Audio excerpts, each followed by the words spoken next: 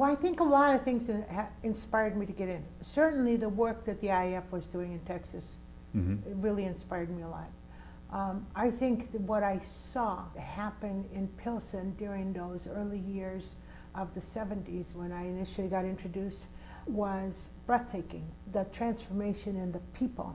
I remember years later, I would say 15 years later, I ran a discussion with many leaders, maybe 40 or 50 people that I had known in Pilsen neighbors throughout the years that were still around.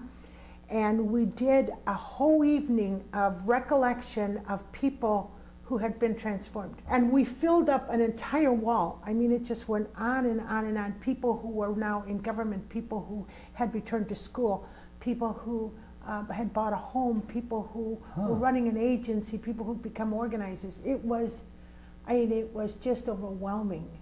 And I think that experience as a leader of about 6 or 7 years was transformative for me. It turned me from this wimpy, frightened, house-centered human being raised by 2 immigrant parents to a public person with a public life and a public attitude and the capacity to articulate my fight and my anger. And I had never realized that in the world there was a place where that could happen, and I didn't even know it was supposed to happen. I figured power people were power people because somebody gave them the job, because their father had a lot of money, but that it was never, I wasn't born into that. And somehow I understood, I think as a young person you had to be born into it. And I wasn't born into it. I was born into a tortilla making, baby making industry. And that's that's the path I was on. I was an obedient daughter. I was doing exactly what I was prepared to do. And so that experience turned that upside down. I mean, the Catholic church I was in, there was this crazy priest who used to drag me to meetings, kicking and screaming. And I was frightened. I didn't want to go, but he'd say, I just need you to just come. What about the children? We're bringing the children. I'll be by to pick you up. We'll take the children. So he was initially the one, and he had already captivated my mother. And my mother and I used to hang around a lot together at this stuff. So we would go together, and I'd feel some security in the fact that we were there together, And that happened. And the other things that happened that I think helped me was during those years, my mother was in a phenomenal struggle with what to do about the severely disabled brother I had. And he was now growing up. He was a teenager, and he was becoming violent. He was frustrated. His brothers and sisters were dating. They were going to school. They were getting married. They were doing all kinds of things. And he couldn't go out. He couldn't go to school. He didn't have friends. And he had the mentality of a 5-year-old, but he knew he was different, and it made him angry. And he was big, huge guy, and strong, and didn't understand his own strength, and didn't understand he could hurt someone. And my mother was desperate to find something, and there was nothing. But in 1968, the law was passed in the state of Illinois that forced the public school system to support financially community-based institutions who could provide services if they could not provide the service. Well, my mother and I got involved with someone who said he could help us, and we created our first school for Bobby, for my little brother. It was a not-for-profit in the neighborhood. And then we created the second one. Both of them are huge and flourishing now. They're very big major agencies, but in those days they were just nothing. They were just a group of people trying to do something. But to win those and to get funding and everything was not just a matter of asking for it and filling out a form.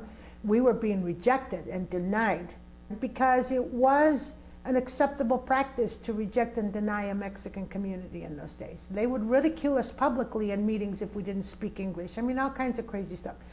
So all of my practice as a leader that I was just beginning to learn, I was being agitated by the very organizers I was working with in Pilsen Neighbors. Well, kick their ass.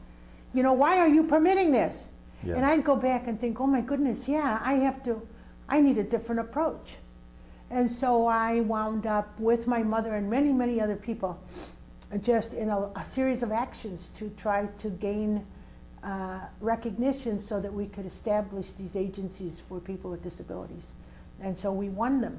in the midst of my trying to learn how to organize, I also did these other projects. And they were not part of Pilsen Neighbors.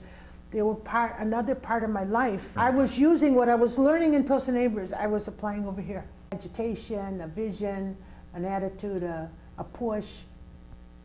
I tell a story all the time when I'm training. I must have been maybe 8. And I lived in a tenement building up on the 3rd floor. It had 4 floors. And on every floor there were 4 apartments. And the hallways were always dark because the light bulbs would go out. And the janitor was an alcoholic. He was a funny character, but he was always drunk.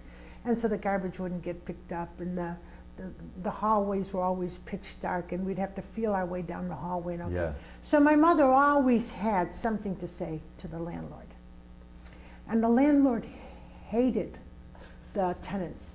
He was cruel to everyone. He was a very wealthy man, just cruel to everybody. And I remember one day we saw him coming, and we were afraid of him as little kids. Yeah. Oh, here comes the landlord. We'd scatter up the stairs. We're just hoping whatever he does, I hope he's not coming to my house. Yeah. And so run in the house, close the door. Okay, we're safe. And then I hear the bang on the door. Oh. And I go and I hide in the closet. And my mother comes to the door, and I'm watching through the crack. There's my mother at the door, and the landlord immediately sticks his finger in her face because she had reported him because of the garbage. There were rats. It was a horrible place. And he starts shaking his finger in her face and saying to her, "You and your brood are going to wind up in the street tonight. You keep this up." And my mother just right in his face. You know, she wasn't screaming at him. She wasn't swearing at him. She was saying, "You take your finger out of my face. You know, I pay you rent. You have got to do your job. You're not on time." And this man is just screaming at her. And my father comes, and I'm watching through this crack, and he's standing behind my mother, and he was a very quiet man. And I can hear him whispering to her in Spanish. My mother shushing him away and saying to him in Spanish, "If you're not going to help me, get back, you know, give me space." And I remember, here was my feeling. I was terrified that we would wind up in the street. And so excited to see this soft, warm, tortilla-making mother of mine be a grizzly bear. And I think, when I think back, I think that had a severe impact, a real impact on me. Say, hey, you can be a mother, you know, you can cradle your babies, and you can kiss them and make them sandwiches, and also you can kick somebody's ass if they fuck with you. So, and I have that vivid image of my mother at that door, just a bear. Just, you mess with me and you're going to be sorry. You're going to pay. Right? My father, my mother, both wonderful people. But watching them be ignored, be talked down to, be ridiculed, because they were immigrants. Because what did they know? They're stupid, they're Mexican, and they're immigrants. And I was a kid, but I remember having an image that somebody was going to pay.